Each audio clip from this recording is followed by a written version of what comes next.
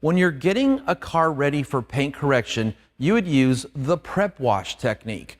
After you've detailed the car and it's pristine, then you would use the maintenance wash technique. And they're very different.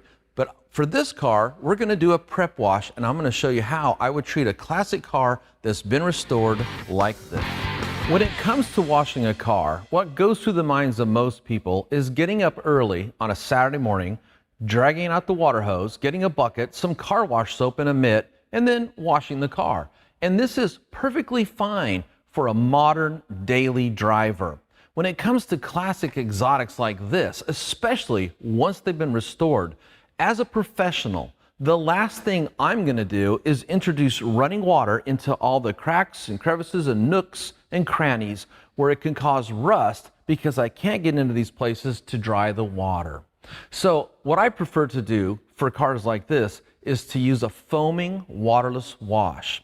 The benefit to a foaming waterless wash is the foam will cling and dwell to the surface of the paint where the wetting agents and the cleaners can go to work loosening, emulsifying, and dissolving the dirt and the dust so I can safely remove them with a microfiber towel.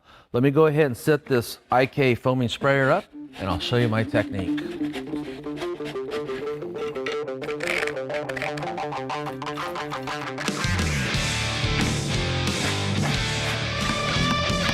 So there's a couple key techniques for using a foaming sprayer. One of them is only do one panel at a time, okay?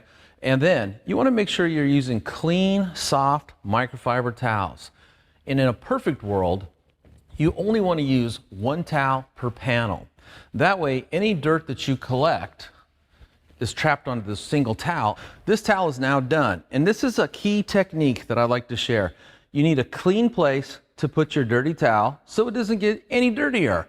The biggest culprit for inducing swirls and scratches into anybody's car under the paint is dirty, contaminated towels. So anytime you're going to wipe paint down with a towel, it's always important to look at it and then feel it with your hands and make sure there are contaminants or abrasive particles that aren't embedded into the weave of the towel that your eyes cannot see. And if you discover something like that, either pick it out or don't use the towel. Now, always start at the top, work your way down. And now that I've done the roof, I'm going to go ahead and hit the side glass, then I'll hit the hood.